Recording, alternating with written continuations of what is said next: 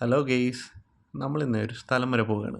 ആ സ്ഥലം ഏതാണെന്ന് ഞാൻ പറയുന്നില്ല, നമുക്കൊന്ന് പോയി നോക്കാം. കൂടെ മണിക്കുട്ടനുണ്ടേ. അപ്പോൾ ഇതാണ് ആ സ്ഥലം, തോട്ടപ്പള്ളി പൊഴി. ഇവിടെ പൊഴി മുറിച്ചിരിക്കണം, അപ്പോൾ അതുകൊണ്ട് ഒരുപാട് വീശുവലക്കാർ വീശുവലൊക്കെ നല്ല രീതി വീശുന്നുണ്ട്. ഒരുപാട് മീനും കിട്ടുന്നു. നമുക്കൊന്ന് കണ്ടാലോ? ഈ ചേട്ടൻ്റെ വല്ല കുറച്ച് മീനൊക്കെ കിട്ടിയിട്ടുണ്ട്. നമുക്കത് എന്ത് മീനാണെന്ന് നോക്കാം. ഇവിടെ ഇപ്പോൾ കടലും കായലും ഒന്നിച്ച് കിടക്കുന്നുണ്ട്. ഏത് മീനാണെന്നൊക്കെ അറിയത്തില്ല. ചേട്ടനോട് ചോദിച്ചപ്പോൾ ചേട്ടൻ പ്രാച്ചിലെന്നാണ് പറഞ്ഞത്. പ്രാച്ച് കടലിലാണോ കായലിലാണോ എന്ന് എനിക്കറിയത്തില്ല, നമുക്കൊന്ന് നോക്കി നോക്കാം. അപ്പോൾ ഇത് പ്രാച്ചിലെന്ന് തന്നെയാണ് ചേട്ടൻ പറഞ്ഞത്. ഇത് കടൽ മീനാണെന്നാണ് പറഞ്ഞത്. നമുക്ക് അതിനൊന്ന് എടുത്ത് നോക്കിയാലോ? ഞാനൊരു മീൻ എടുത്ത് നിങ്ങളെ കാണിച്ചു തരാം. അപ്പോൾ ചേട്ടൻ്റെ ബക്കറ്റിൽ വേറെ മീനൊക്കെ കിടപ്പുണ്ട്. കായൽ മീനും ഉണ്ട്. ഇത് കണ്ട, നല്ല പിടയ്ക്കണ മീനാണ്. അത് താഴെ പോയി. അപ്പോൾ പിന്നെ ചേട്ടൻ പിന്നെ എടുത്തിട്ടുണ്ട്. അത്യാവശ്യം നല്ല മീനാണ്. വലിപ്പമൊക്കെ ഉണ്ട്.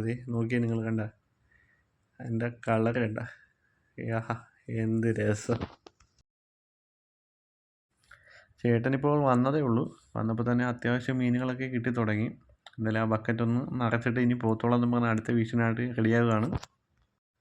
ഇവനെ കയ്യിലെടുക്കുമ്പോൾ ഒരു പേടിയുണ്ട്. കാര്യം അതിൻ്റെ മുള്ളു വല്ല ദേഹത്ത് കൈ കൊണ്ടാലോ എന്നുള്ളൊരു ഭയമുണ്ട്. എന്നാലും നമുക്ക് ഇട്ടേക്കാം, റിസ്ക് എടുക്കണ്ട. ഇതാണ് നമ്മുടെ പൊഴി. ഇതിൻ്റെ അവസ്ഥയെന്ന് പറയുന്നത്, കുട്ടനാടിനെ രക്ഷിക്കുക എന്ന പേരിലാണ് പൊഴി മുറിച്ച് കടലിലേക്ക് വെള്ളം ഒഴുക്കുന്നത്.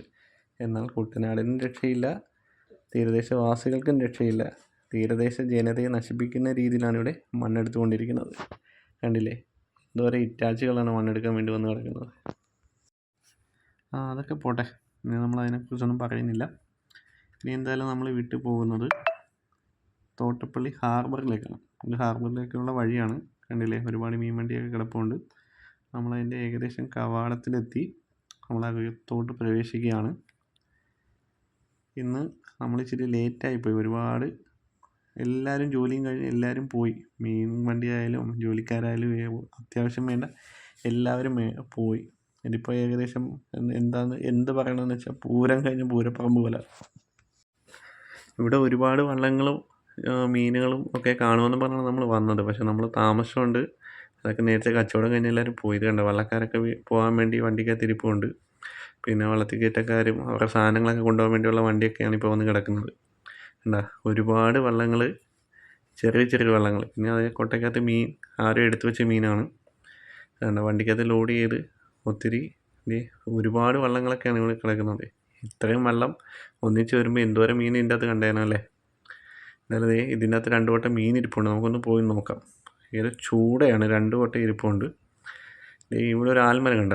ഈ തളർന്ന് ക്ഷീണിച്ച് വരുന്നവരൊക്കെ ഇതിൻ്റെ താഴെയാണ് തണൽ കൊള്ളാൻ വേണ്ടി വന്നിരിക്കുന്നത്.